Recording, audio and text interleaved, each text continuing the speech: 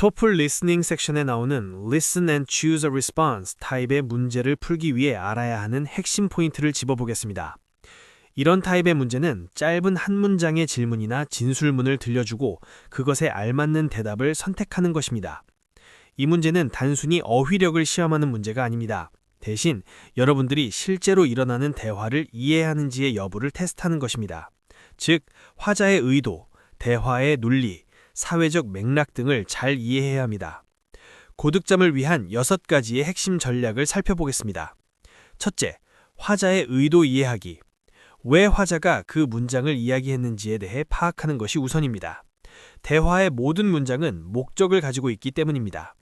예를 들어 화자는 정보를 물어보기도 하고 이유를 물어보기도 하며 요청을 하거나 불만을 제기하기도 하며 제안을 하기도 합니다. 만약 누군가가 Where is the chemistry building? 이라고 묻는다면 적절한 대답은 장소를 제시해야 하는 것이겠죠.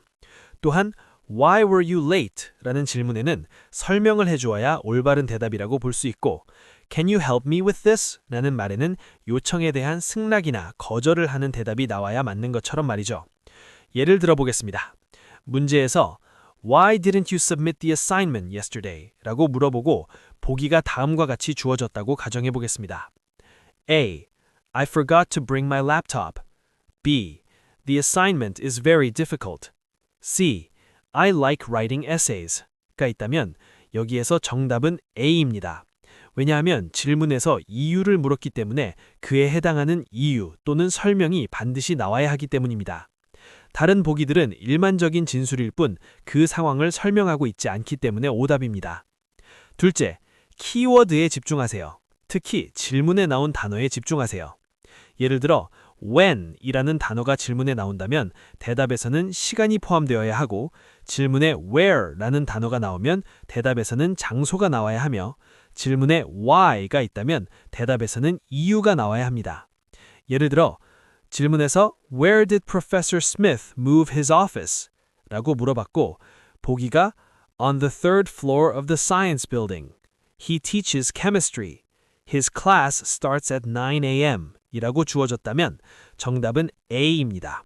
여기에서 키워드는 where입니다. 그러므로 정답에서는 장소가 제시되어야 합니다. 셋째, 일반적인 대화의 패턴을 아셔야 합니다.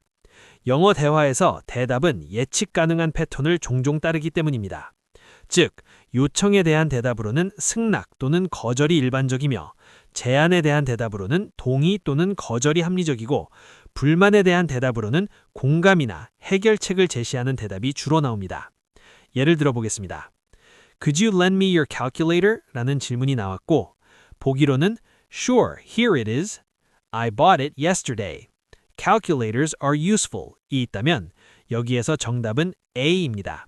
왜냐하면 화자가 요청을 했으므로 대답으로는 그 요청에 대한 승낙 또는 거절이 나와야 하기 때문이죠. 넷째, 비논리적인 대답들을 제거하세요. 토플에서 오답들은 문법적으로는 맞지만 질문에 대한 응답으로 논리적이지 않은 경우가 많습니다. 예를 들어 Did you finish the reading for tomorrow's class? 라는 질문이 나왔고 보기로 Yes, I read it last night. The reading assignment is long. Tomorrow's class is in room 210가 주어졌다면 여기에서 정답은 A입니다. 왜냐하면 질문에 직접적으로 답을 한 것은 A밖에 없으니까요.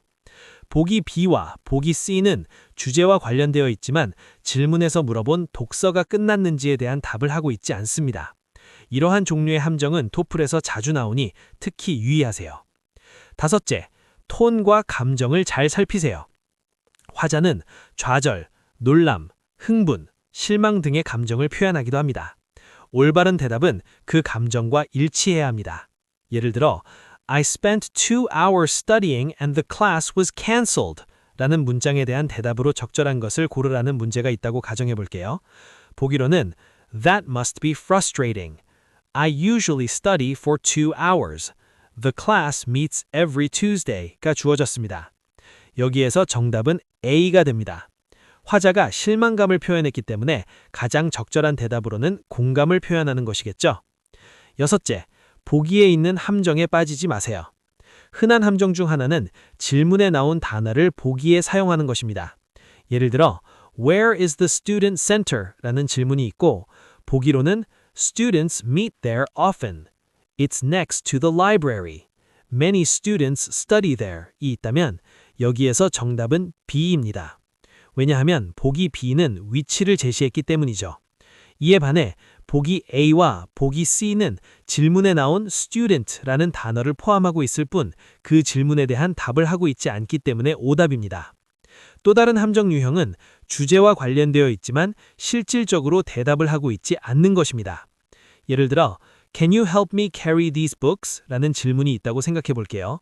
보기로는 Books are very heavy. Sure, let me help. I bought those books yesterday. 이 있습니다. 여기에서 정답은 B입니다. 왜냐하면 보기 B만이 직접적으로 질문의 요청에 답을 하고 있기 때문입니다.